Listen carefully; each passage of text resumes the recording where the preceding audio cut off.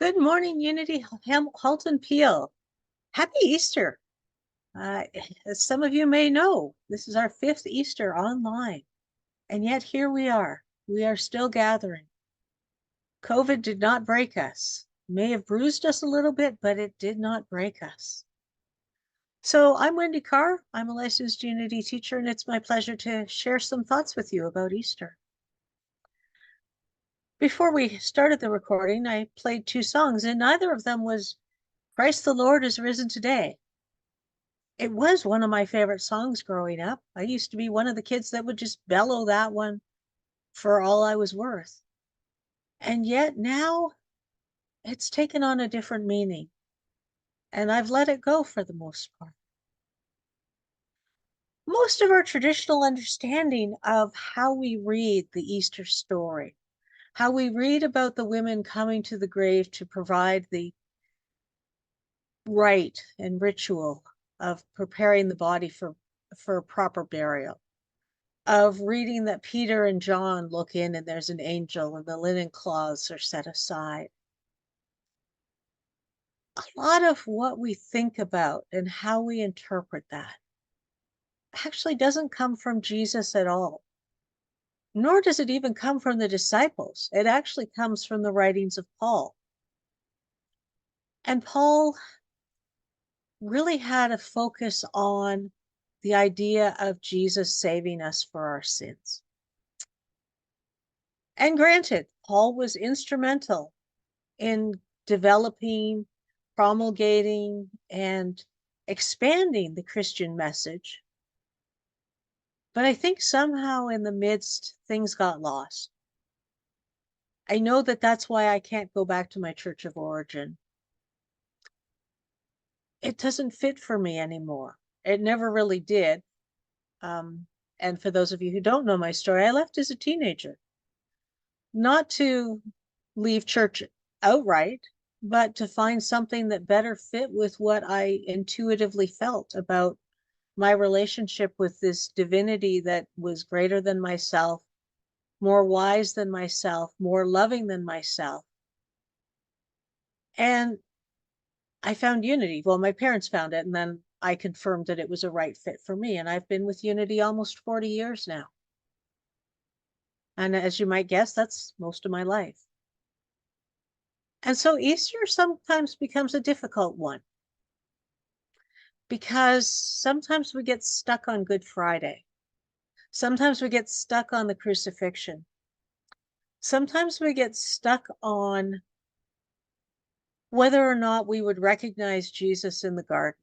We get stuck on whether or not we would recognize Jesus on the road to Emmaus. And that's fine. And if that works for you, if that's where your spiritual life is, blessings on your path. That's wonderful. I just know it's not right for me. And that's what these talks are about, is very much my own personal spiritual journey.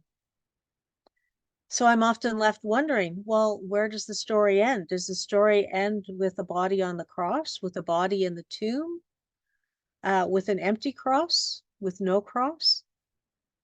I actually used to wear a cross, and I was gifted one by some friends in Unity as a token of appreciation for some volunteer work I'd done on a project. And as much as I appreciated that cross and the meaning behind it, I can't wear it anymore. And I stopped wearing it when I was having lunch with a Unity minister friend of mine. And she looked at it and she said, I know that's meaningful for you, but would you wear a replica of a handgun, like a charm that looked like a handgun on your neck? And I said, well, of course not.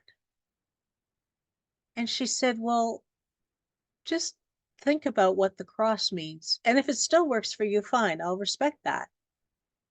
But maybe it's time to give it some thought. And I did. And so I don't wear that cross anymore. I still have it. I'm not ready to give it up because it reminds me of friends who have since passed. But I've moved into a space where it's much more about the story as it means for me. What parallels can I draw within my life to those of the Bible stories. You know, one of the things that I think got overlooked in my growing up in my Bible studies, one of the first things Jesus did after his triumphant journey into Jerusalem on what we now call Palm Sunday was he cleaned out the temple. Jesus showed anger. Jesus showed a sense of what was right and what wasn't. We also don't always remember that Jesus raised Lazarus and that he wept before he did that. So growing up in a community where Jesus was perfect, that really set things too high. And I love that Unity has embraced Jesus's humanity. And for those of you who participated, either on your own or in one of the groups that were offered, we had a 40-day Lenten booklet. The booklet's still available for download if you're interested. Well, I found really interesting. This year I won't be putting it in a box that I keep old booklets like that in. I'll actually be putting it on my bookshelf for future reference. Because one of the things that we did this year was we worked on letting go of things, but also talking about how Jesus demonstrated these very principles. And on the screen, you can see what we let go of. And each of the days had a discussion about it, as well as an affirmation to help us with our letting go. Jesus let go of human ego. And I think that was one of the key things. You know, the very first miracle we're told he performed was at the wedding of Cana. And it wasn't him wanting to show off. His mother actually gave him the kick in the butt and said, they have no wine. And he was like, oh, well, you know, it's not really my time to do that. And she basically said to the servants, do what he says. And they filled the buckets with water and he turned them into wine. And I love that story because sometimes we need someone else to hold that mirror up and say, you really have a gift. You really have something to share with the world. Go share it. Like, go do it. And yet we can see a parallel in Jesus that it wasn't about being at the front. It wasn't about being, you know, the most important person there. I would argue the bride and groom were the most important people there. But to find that comparison and that ability to say, if it was good enough for Jesus, as we understand him, as we have been given to understand, then it can be good enough for us. The next Sunday of Lent, we had Jesus let go of others' approval. He didn't give a fig what Pharisees and Sadducees and zealots and other priestly orders gave. He didn't care what the Romans thought particularly either. It's very clear that he understood to render unto Caesar, that you had to do some things in the human realm, and there were more important things to be done in the spiritual realm. And you can see what we dealt with that week in the booklet. The third Sunday, the discussion was about Jesus letting go of worry. And I remember reading the title of that and going, Jesus didn't worry. Well, the people who wrote it didn't tell us that he worried. And I suspect that that probably was because of the amount of time he spent going off by himself to pray and meditate. It's easy to ruminate, especially when you're around people who might feed into that energy.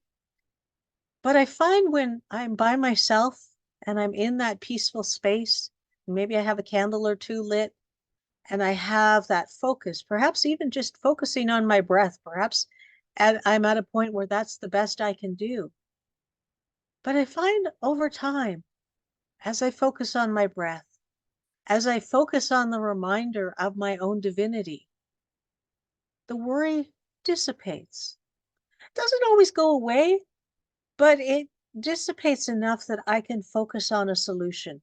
I can focus my mind on what I need to hear, what I need to do, what I need to say, what my next best step is. And I like to think that that is emulating Jesus, not getting caught up in the worry, but instead finding ways of allowing it to dissipate so that I can do what needs to be done. Or as our co-founder Charles used to say, what ought to be done by me, fairly sizzling with zeal and enthusiasm. Jesus let go of fear. I would be inclined to think that the thought of a fake trial, um, I mean, there was no jury, and we're told that Pontius Pilate washed his hands of the whole situation, that he didn't really want to do things, and that he made it so it looked like the people were making the decision, not the government. But facing your own death has to be frightening at some level, because that's how we understand ourselves. That's how we understand our experience on this plane of existence. So Jesus let go of fear. And that week we worked on letting go of our own issues. And just a word about competitiveness, because that one kind of triggered me. And I know it jumps out for a number of the people that were in the group. And by that, we mean more being competitive with others. Let that go. Work on setting your own new best record, doing 5 minutes more of meditation, doing the dishes before you go to bed, finding that way to push yourself a little further, a little deeper, a little higher, whatever direction, but just to give that little extra oomph to yourself. Our fifth Sunday of Lent, Jesus let go of being right. He doesn't have much to say during all the trials we're told he went through. There was a trial in front of the high priest. There was a trial in front of Herod. There was a trial in front of Pilate. And yet we don't see him arguing for himself. We don't say him seeing, guys, you got it all wrong. Yes, I am the Son of God. We don't see that. The scriptures are silent. And I think sometimes it's encouraged in our society to prove that you're right. Having worked in the court system, I can tell you the civil division is full of people who think they are right. And perhaps they are. And sometimes they're not. And there we are. But letting go of that need to be right.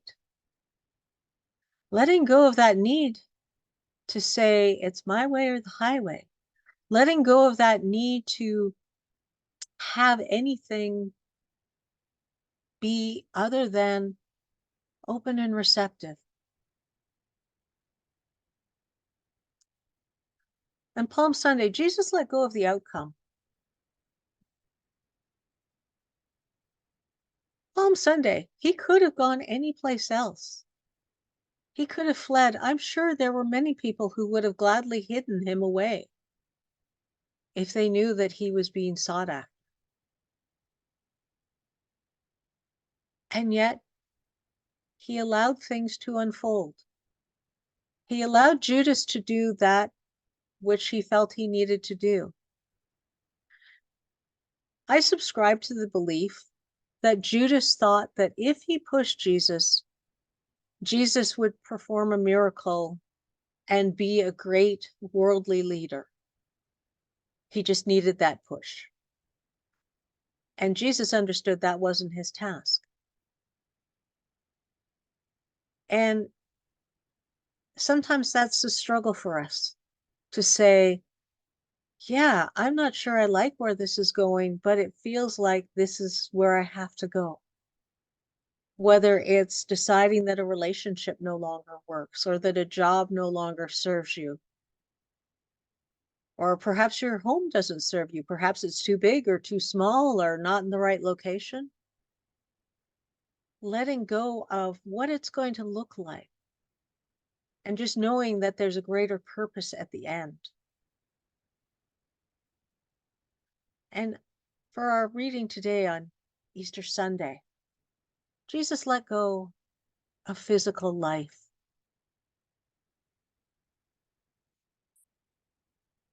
And from today's reading, a few thoughts.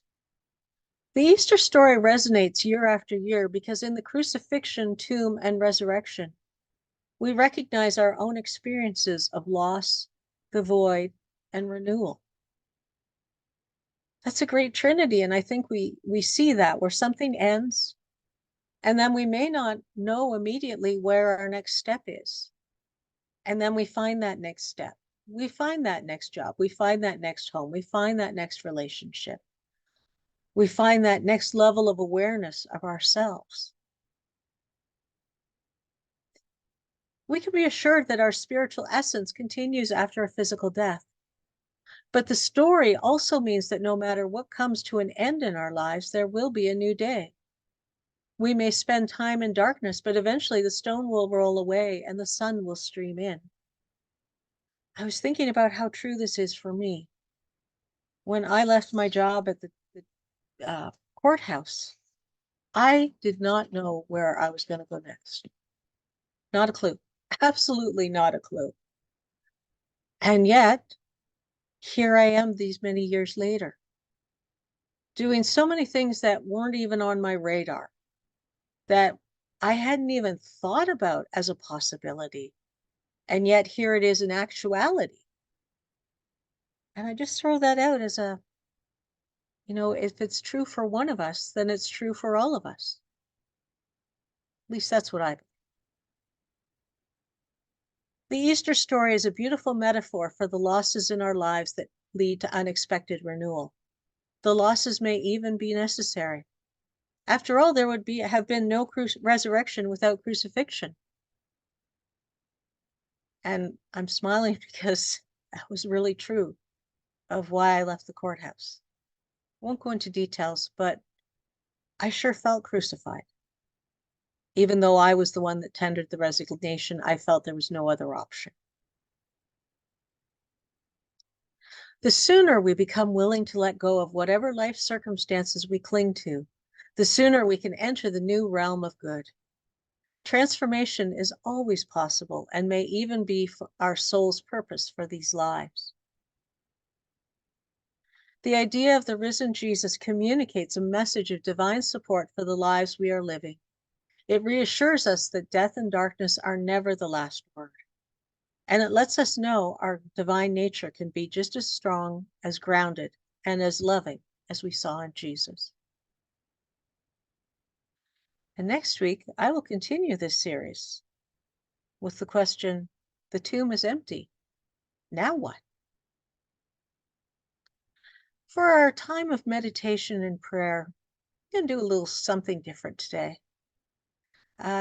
Last year, during World Day of Prayer and Unity, one of our favorite singers, Karen Drucker, wrote a new song. And I've played this before and I've had some good feedback about it. So instead of listening to me talk, let's listen to Karen sing. Just allow our hearts and minds to be open to the newness that is now ours this Easter morning.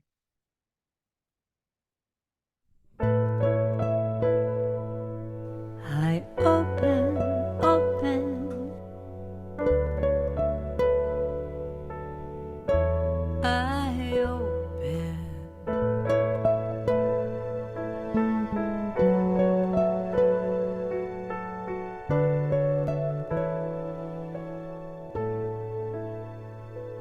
I open my heart to healing in this moment.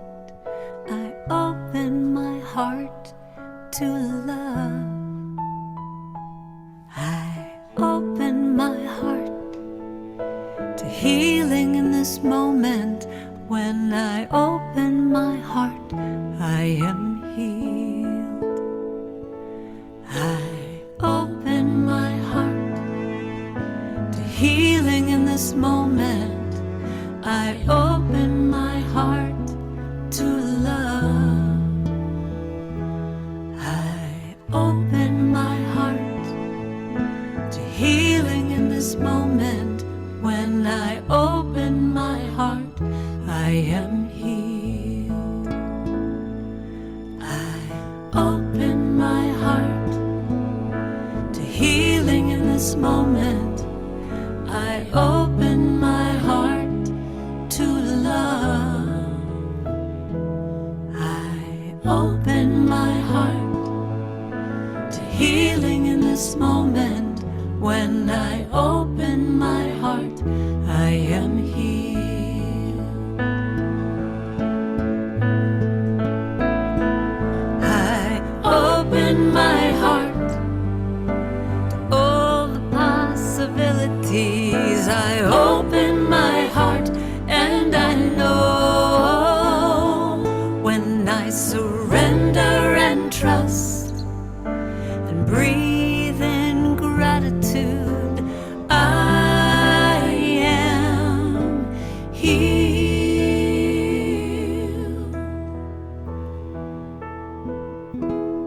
I open my heart to healing in this moment. I open my heart to love.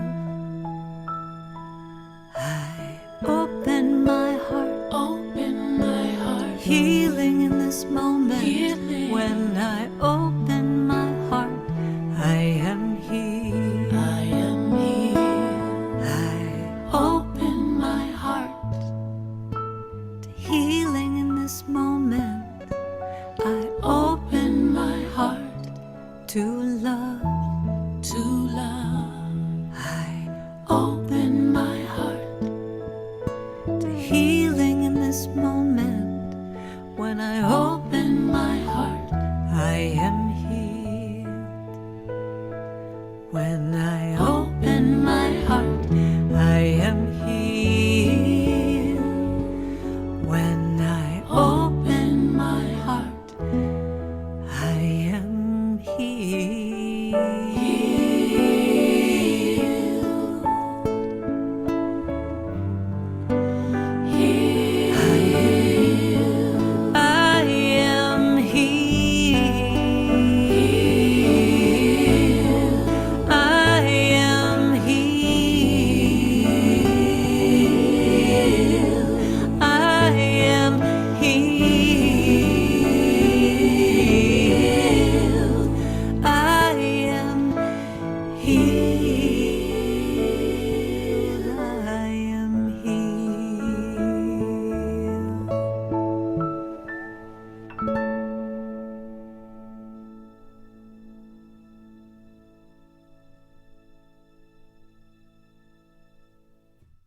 And so it is.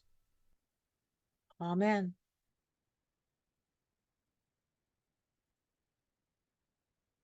As always, our Unity Prayer chaplains and prayer team members are available for prayer. You can send a prayer intention to praywithdiane@gmail.com. Thank you in advance for your financial gifts. We do so appreciate them. And let us just take a moment to bless the gifts that we have received, the gifts that we share, the love that we share, and the love that we receive. And thank you. If you're joining us for the first time on Facebook or YouTube, please visit our website. You can find out more about us, and please sign up for our newsletter to see what's coming and for all the links to the events. As always, we continue to tithe a portion of the income to both Unity Canada, which supports Unity across Canada, and to Eden Food for Change, which is a wonderful resource for families in the Halton Peel area.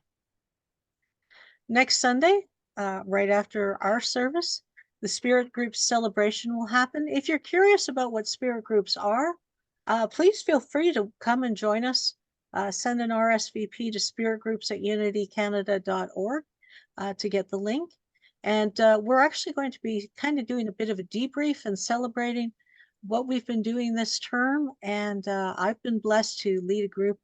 We've been studying the Bible, and we're going to start all over again in May. There are 6 groups starting up the last week of April, first part of May there. Go to unitycanada.org for more information and to sign up. Also on the horizon, a little bit out, but the registration price goes up as it gets closer. June 17th to the 20th, the 2024 Annual International Unity Convention. And our term is The Mystical Journey of Wholeness. I Can See Clearly Now. This is being done differently than any convention I've ever been to. There is no business meeting. Hear me, there is no business meeting. What is being set up? It will be at Unity headquarters at Unity Village, which is our home space since 1919, 1920, say thereabouts.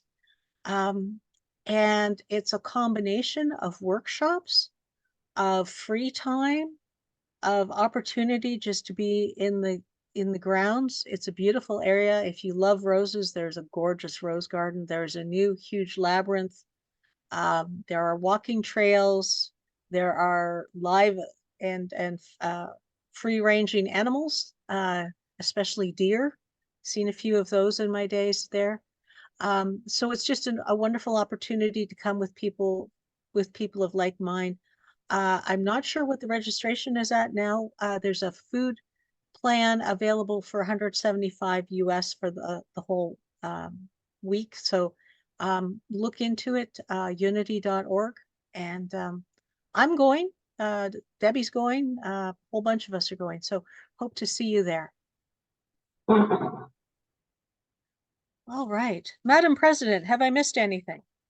You have not. I would just like to let everyone know, though, and that we have sent a blessing on to Doctors Without Borders as our first fifth Sunday of the month donation. Doctors Without Borders, we sent them $150 this week, which is a part of our community.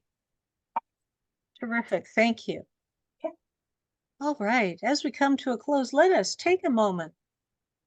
In your mind's eye, see the children of your family, of your neighborhood, of your city, of the world. And fold them in love and light. And we join together through our hearts in the words, children and youth of unity and of the world, we love you, we bless you, and we appreciate you just the way you are.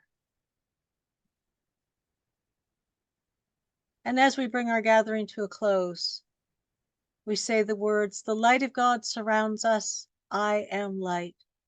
The love of God enfolds us, I am love. The power of God protects us, I am power. The presence of God watches over us, I am presence. Wherever we are, God is, I am divine. And as our tradition, Sue Riley is going to sing us out.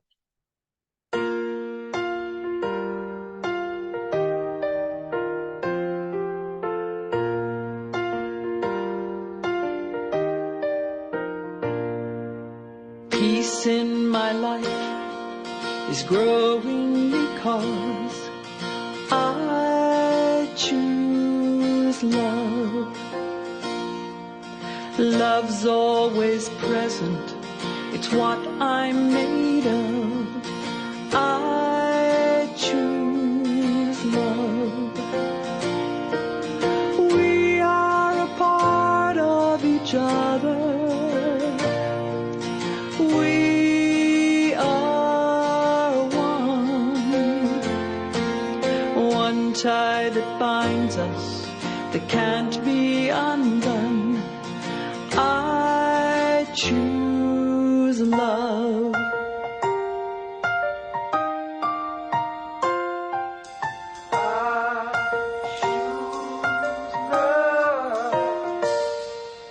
Peace in my family is growing because I choose love.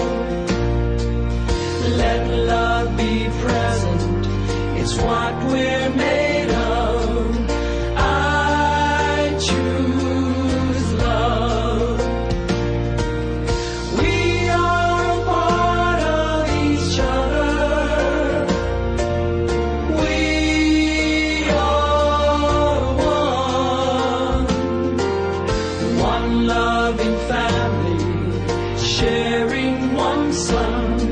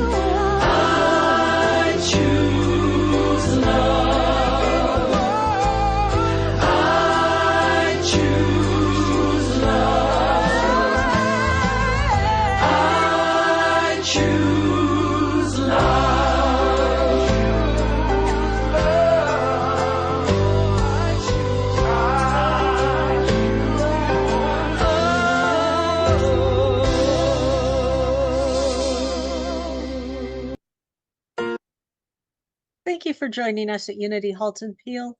Have a blessed week and happy Easter.